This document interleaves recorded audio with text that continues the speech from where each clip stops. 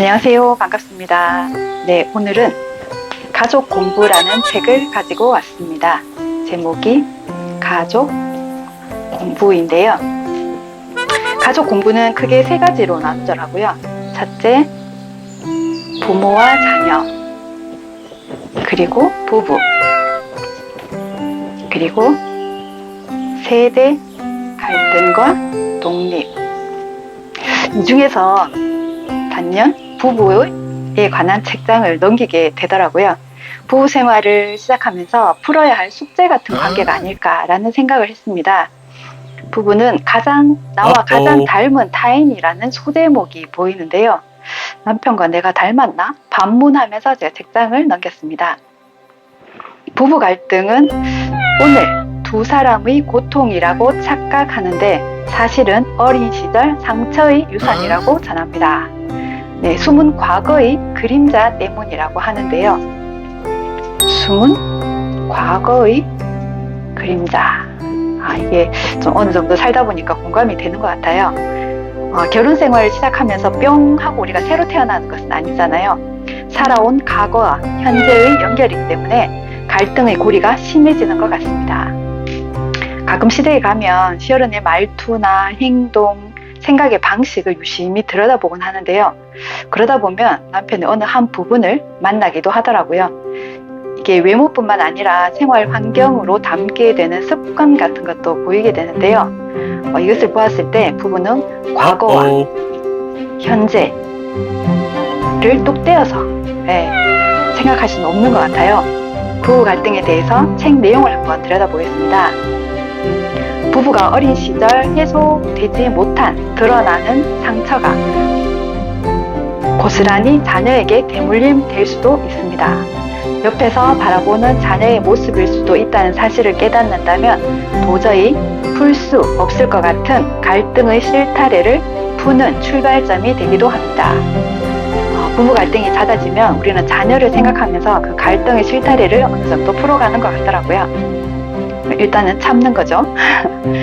부부는 일방적인 관계는 없습니다. 한쪽에서 일방적으로 힘을 사용하여 상대를 억압하더라도 일정한 시간은 가능할지 몰라도 끝까지 유지되기는 힘들다는 것입니다. 억압당하는 배우자가 임계점에 도달하면 부부관계는 깨어지기 마련이니까요. 부부는 존중과 사랑이 있어야 합니다. 그러기 위해서는 소통 방식을 배워야 하는데요. 소통 방식. 네, 어떤 것이 있을까요? 먼저 일그러진 소통 방식을 말합니다. 네 가지인데요. 비난, 방어, 그리고 경멸, 담쌓기. 네, 이렇게 있습니다. 비난은 당신은 왜 항상 그런 식이야? 라고 말하는 것이고요. 방어는 당신은 그럼 잘한 게 뭔데? 라고 말하는 것입니다. 그리고 경멸은 너나 잘하세요 라고 말하는 것이고요.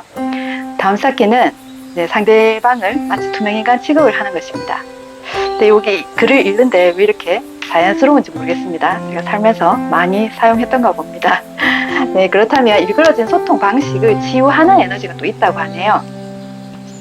치유의 에너지, 어떤 것들이 있나 하면 호감과 존중이 있고요. 그리고 담아주기가 있습니다. 호감과 존중은 이렇게 이야기하는 것이죠. 오늘 저녁 진짜 맛있네 라고 얘기를 하고, 당신 옷 무척 잘 어울린다, 요거 많이 힘들지 라고 말하는 것입니다. 이 일그러진 소통 방식에 비하면 좀 어색하긴 하지만 자꾸 연습을 해야 될 것 같습니다. 그리고 담아주기인데요. 부부가 살아가면서 생기는 감정적인 응어리와 부정적인 생각이 있습니다. 이것을 배우자가 어느 정도 담아줄 수 있을 때 아주 여유롭고 관대해질 수가 있는데요. 담아주기 위해서는 마음그릇을 자꾸 키워야겠다는 생각을 하게 됩니다. 마음그릇이 클수록 많이 담아낼 수가 있으니까요. 그래서 가족 공부 책에서 와닿는 두 가지 글귀가 있었는데요. 두 가지 글귀는 마음의 상처는 언제나 몸의 질병과 연결되어 있다라는 것과요. 모든 상처의 회복은 나를 사랑하는 것에서 시작된다라는 두 가지 글귀였습니다. 네, 우리는 부모와 자녀 간의 갈등, 그리고 부부 갈등으로 여러 가지 가족 갈등을 겪으면서 살아갑니다. 가족은 성격 형성과 생활 습관, 그리고 언어의 행동의 원천이기도 한데요. 다른 환경에서 자라나 한 가족을 이루고 살면서 완전히 이해하기는 힘든 것 같아요. 갈등을 해소하는 방법 중 하나는 다르다는 것을 인정하는 것이 아닐까 생각을 합니다. 옳고 그름이 아니라는 것이죠.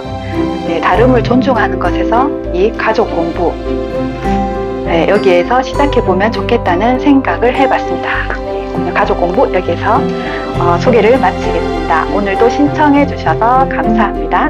다음에 또 만나요. 꼭이요.